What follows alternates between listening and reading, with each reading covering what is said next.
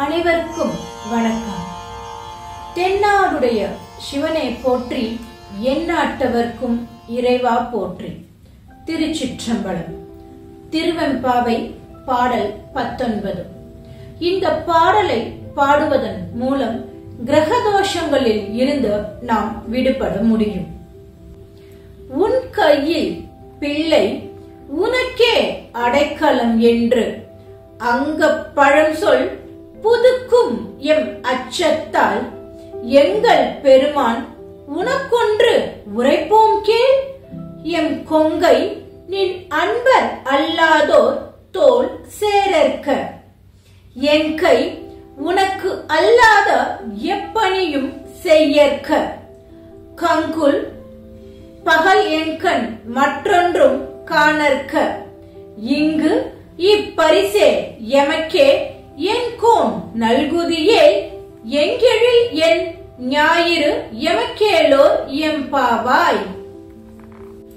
ஒரு தந்தையாக இருக்கக்கூடியவர் தன்னுடைய மகளை மனம் முடித்து கொடுக்கின்ற பொழுது அந்த மணமகனிடம், என் மகள் உனக்கே அடைக்கலம், அவளை பாதுகாப்பாக வைத்திருக்க வேண்டியது, அவளை மகிழ்ச்சியாக வைத்திருக்க வேண்டியது உன்னுடைய பொறுப்பு என்பார். அதைத்தான் இங்கு மாணிக்க வாசகர் உன் கையில் பிள்ளை உனக்கே அடைக்கலம் என்று அங்க பழம் சொல் புதுக்கும் எம் அச்சத்தால் என்கின்றார்.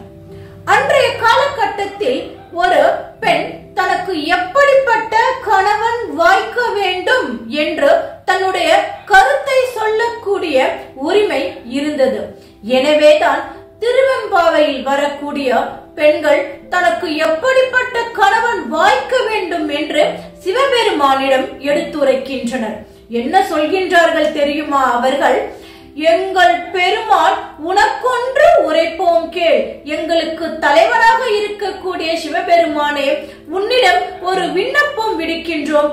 என்ன தெரியுமா? எம் கொங்கை நின் அன்பர் அல்லார் தோல் சேரற்க. எங்களுக்கு வாய்க்க வேண்டிய கணவன் உன்னுடைய பக்தனாக மட்டுமே இருக்க வேண்டும். அப்படிப்பட்ட சிவபக்தனை மட்டுமே நாங்கள் திருமணம் செய்து கொள்வோம். அது மட்டுமல்ல, எம் கை உனக்கு அல்லாத எப்பணியும் செய்யற்க. எம்முடைய கைகள் உனக்கான திருப்பணியை மட்டுமே செய்ய வேண்டும் என்கின்றனர். எம் கை உனக்கல்லாத எப்பணியும் செய்யற்க.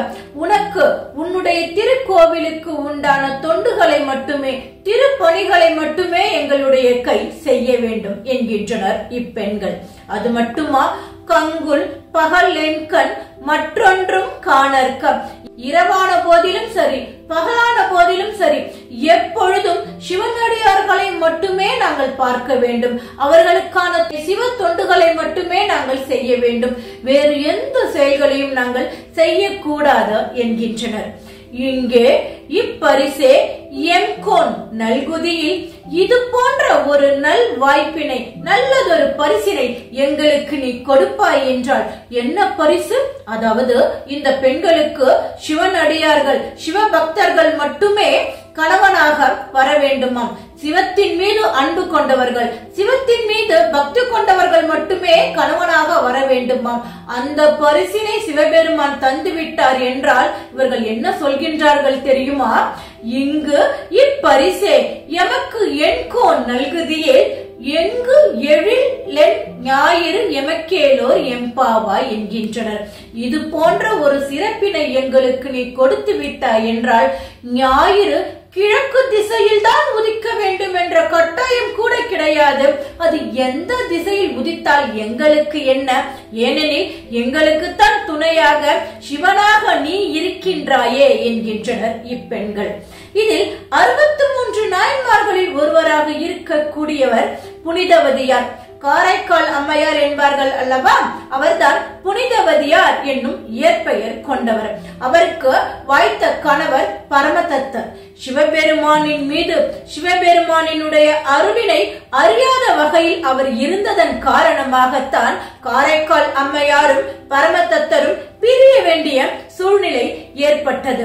அதை அறிந்து கொண்டுதான் இங்கு இருக்கக்கூடிய திருவெம்பாவை பெண்கள் எங்களுக்கு சிவபக்தர்கள் மட்டுமே கணவனாக வாய்க்க வேண்டும், அப்படி வாய்த்தது என்றால் அந்த வாய்ப்பினை எம் கோனாகிய எம்முடைய அரசனாக இருக்கக்கூடிய சிவபெருமான் எங்களுக்கு கொடுத்தார் என்றால் எந்த கிரகங்களும் எங்களை ஒன்றும் செய்ய முடியாது என்கின்றனர்.